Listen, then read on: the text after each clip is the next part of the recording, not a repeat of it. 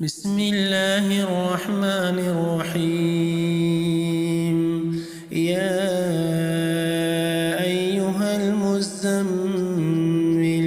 قم الليل إلا قليلا نصفه أو انقص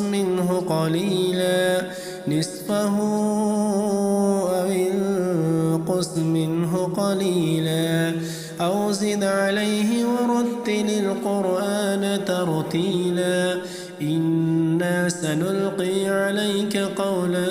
ثقيلا إن ناشئة الليل هي أشد وطئا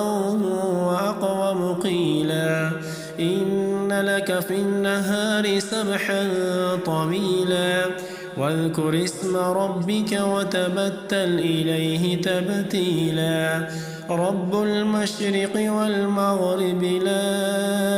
إله إلا هو فاتخذه وكيلا واصبر على ما يقولون واهجرهم هجرا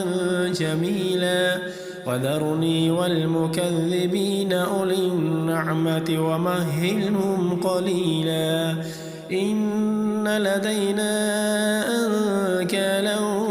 وجحيما وطعاما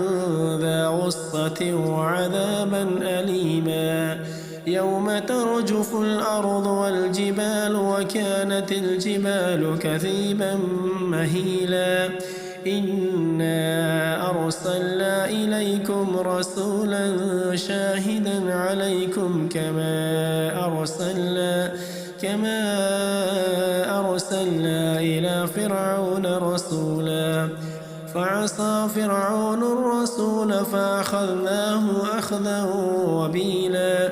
فكيف تتقون إن كفرتم يوما يجعل البلدان شيبا السماء منفطر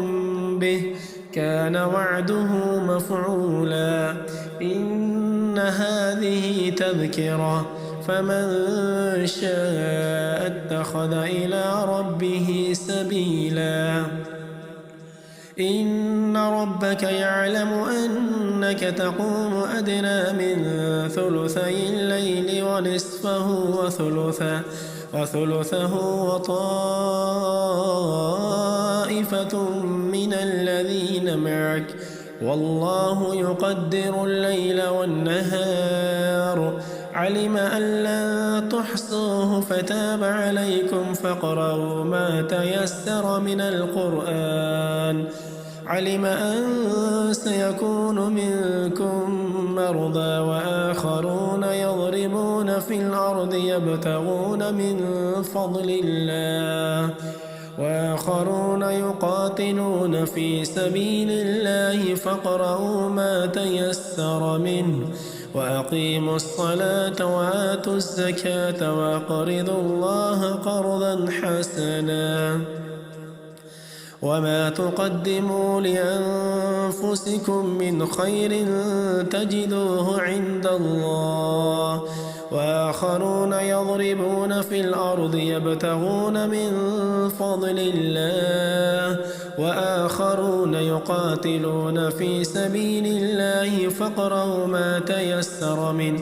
وأقيموا الصلاة وآتوا الزكاة وأقرضوا الله قرضا حسنا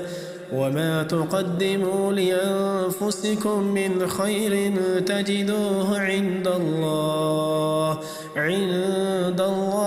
هو خيرا وأعظم أجرا واستغفروا الله إن الله غفور رحيم وإنه لتذكرة للمتقين وإنا لنعلم أن منكم مكذبين وإنه لحسرة على